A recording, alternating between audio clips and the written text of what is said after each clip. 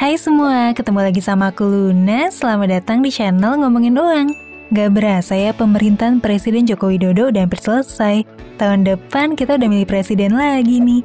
Dan di kesempatan yang langka ini, aku mau nyoba bahas gimana sih hasil kepemimpinan 2 periode Pak Jokowi, khususnya buat sektor-sektor yang berkaitan sama dunia ekonomi dan keuangan. Tentunya apa yang aku bahas di sini bakalan didasari sama data-data ekonomi yang terekam selama beliau menjabat dari awal mimpin sampai dengan video ini dibikin di Juni tahun 2023. Aku juga mau ngasih sedikit perbandingan sama data-data ekonomi pas Presiden Susilo Bambang Yudhoyono menjabat, yang sama-sama udah menjabat selama 2 periode yaitu 10 tahun. Dengan ngebahas kinerja keuangan dan ekonominya, kita tuh bisa sama-sama merefleksi apa aja sih indikator ekonomi yang penting buat bisa ngelihat pertumbuhan ekonomi sebuah negara. Oh iya, sebelumnya aku mau ngasih tahu dulu nih, kalau banyak angka keuangan yang aku sebut itu dalam bentuk dolar ya, karena selama 4 periode kepemimpinan ini, ada periode di mana rupiah itu fluktuatif banget. Jadinya emang ada data-data tertentu yang lebih relevan dinyatain sama dolar Amerika. Oke, langsung aja yuk kita buka datanya. Di sini ada pertumbuhan ekonomi, tingkat pengangguran, utang negara, realisasi anggaran pembangunan, dan juga tingkat korupsi. Nah, mungkin kamu penasaran gitu, mana sih yang pencapaiannya paling bagus? Yuk kita langsung aja bahas bareng-bareng. Yang pertama kita lihat dari pertumbuhan ekonomi. Sebelum lihat datanya, buat kamu yang belum tahu nih, pertumbuhan ekonomi satu negara itu biasanya dihitung berdasarkan produk domestik bruto alias PDB, atau bahasa Inggrisnya GDP. PDB ini sebetulnya apaan sih? Dalam teori ekonomi, PDB ini bisa diartikan sebagai jumlah nilai barang dan jasa yang dihasilin dalam batas geografis satu negara. Terlepas nilai tersebut dihasilin sama orang lokal ataupun orang asing. Kalau misalnya konteksnya Indonesia, berarti PDB itu adalah nilai barang dan jasa yang dihasilin sama semua orang yang ada dari Sabang sampai Merauke. Sedangkan orang yang ada di luar negeri, walaupun statusnya warga negara Indonesia, tapi nilai yang dihasilin tuh nggak dihitung sebagai PDB. Secara teknis, PDB ini dihitung dengan mengakumulasi atau ngejumlahin tingkat konsumsi rumah tangga, ditambah nilai investasi ke sektor real, terus ditambah lagi sama realisasi belanja pemerintah, dan ditambah sama selisih antara nilai ekspor dan impor dari negara kita. PDB yang baik itu emang kayak gimana nih? Sederhananya PDB yang bagus tuh kalau nilainya terus bertumbuh dari tahun ke tahun. Karena pertumbuhan PDB itu mencerminkan perputaran uang di wilayah Indonesia tuh terus bertumbuh. Oke, sekarang gimana sih pertumbuhan PDB Indonesia di era Pak Jokowi dan era Pak SBY? Dari data ini kita bisa lihat kalau pertumbuhan di era Presiden SBY tinggi banget ya. Sedangkan di zaman Pak Jokowi pertumbuhannya masih positif tapi nggak setinggi di era Pak SBY. Kira-kira ada yang tahu nggak kenapa? Kita urain bareng-bareng yuk. Dari semua aspek penopang GDP ini di era Presiden SBY, konsumsi rumah tangga benar-benar nopang ekonomi Indonesia. Tapi yang larinya kenceng banget ada di bagian investasi, terutama realisasi investasi dalam negeri yang naik 10 kali lipat selama Pak SBY menjabat. Emang investasinya masuk kemana aja? Investasi di era SBY itu banyak banget masuk ke bagian industri, terutama setelah krisis pasar keuangan tahun 2008. Sementara di era Presiden Jokowi, beberapa hal yang spesial adalah neraca dagang ekspor-impor kita yang nunjukin tren positif. Terus pertumbuhan di bidang konstruksi dan infrastruktur yang signifikan banget. Tapi sayangnya di era Pak Jokowi, Indonesia dihadapin sama krisis pandemi di tahun 2020 yang sangat luar biasa berdampak ngelumpuhin banyak sektor ekonomi. Dimana dampak krisis pandemi ini ngelumpuhin banyak banget industri selama beberapa tahun. Oke, sekarang kita lanjut ke indikator yang kedua yaitu tingkat pengangguran dan penyerapan tenaga kerja. Kalau menurut kamu sendiri, tingkat pengangguran dan penyerapan tenaga kerja mendingan di era Pak SBY atau Pak Jokowi nih? Oke, mungkin banyak di antara kamu yang mikir kalau di era Pak Jokowi ada banyak banget isu PHK, khususnya tuh di industri startup dan juga sektor usaha bidang teknologi. Tapi sebetulnya kalau dilihat secara keseluruhan dari semua sektor, tingkat pengangguran di era Pak Jokowi sama sekali nggak buruk loh. Langsung aja kita cek datanya. Ini tingkat pengangguran di era Presiden Jokowi dan era Presiden SBY. Di sini kita bisa lihat bahwa angka pengangguran era Pak Jokowi itu malah lebih kecil. Puncaknya di tahun 2019 kemarin yang cuma 5,23% aja. Sementara selama masa pemerintahan Pak SBY, angka pengangguran juga terus menurun. Nah, tapi buat ngelihat angka pengangguran, kamu nggak bisa nih sekaligus ngebandingin dua data itu doang. Karena kalau kamu lihat secara jangka panjang, secara umum angka pengangguran itu emang turun secara gradual terus-menerus tiap tahun. Jadi bisa dibilang penurunan angka pengangguran yang diraih di zaman Pak Jokowi itu tuh nggak lepas dari penurunan angka yang diraih di masa pemerintahan PSBY. Tapi kamu tahu nggak, sebenarnya sektor apa sih yang paling ngaruh nekan angka pengangguran?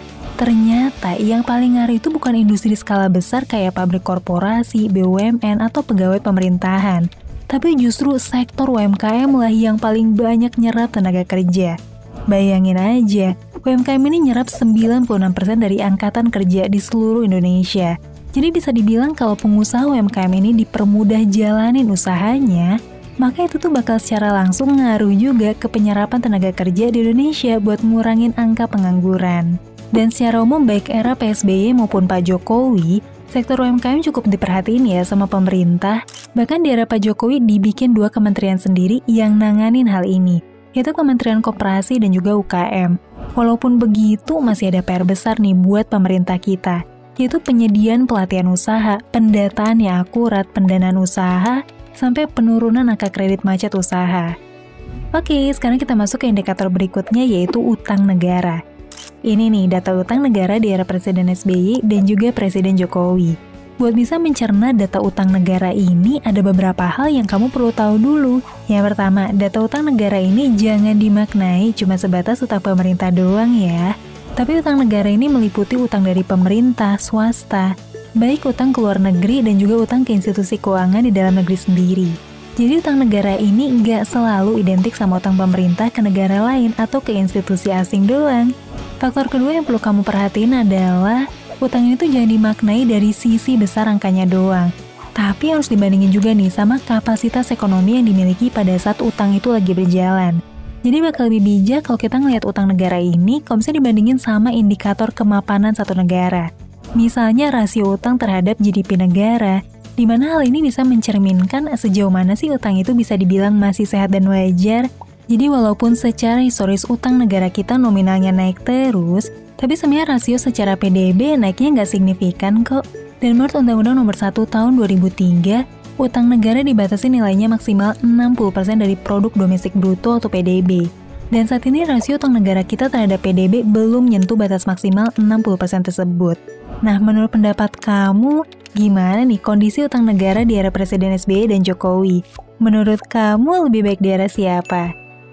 Yang berikutnya kita bahas aspek yang masih berkaitan sama utang negara, yaitu realisasi anggaran negara. Sesuai namanya nih, realisasi anggaran belanja ini mencerminkan seberapa besar sih realisasi belanja pemerintah buat ngebangun infrastruktur dan fasilitas, dan juga ngelaksanain berbagai program pemerintah. Realisasi anggaran ini bisa jadi acuan seberapa aktif nih pemerintah dalam ngejalanin programnya, dan seberapa besar uang yang disalurin pemerintah ke pelaku-pelaku usaha dan masyarakat.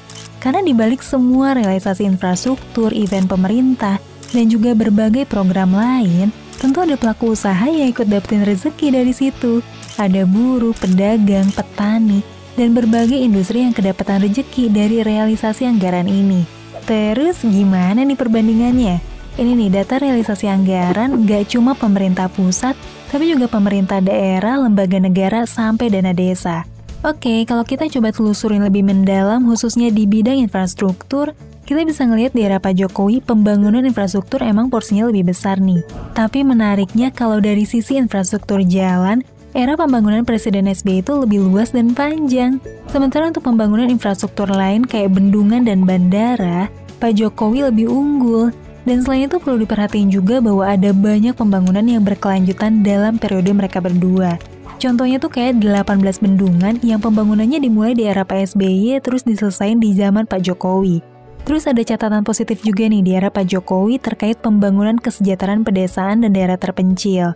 Contohnya kayak 1,6 juta meter jembatan, 1,5 juta unit air bersih, 500.000 unit irigasi desa, 12.000 pasar, dan juga 42.000 posyandu.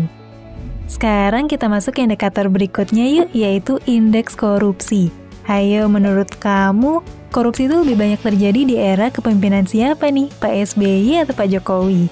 Kita bandingin dari menteri yang korupsi dulu deh, kira-kira banyakan zaman Jokowi atau SBY ya? Nah, berdasarkan data, ternyata tuh sama-sama ada 5 menteri di masa masing-masing presiden yang keciduk korupsi. Dan berdasarkan data dari KPK, kasus korupsi yang tercatat di era Presiden SBY itu ada 411 kasus. Sementara di era Presiden Jokowi ada 899 kasus. Oke, sekilas kita lihat kasus korupsi di era Jokowi itu lebih banyak ya. Tapi data ini bisa kita artiin dari dua sisi. Yang pertama, jumlah korupsi di era Pak Jokowi emang lebih banyak.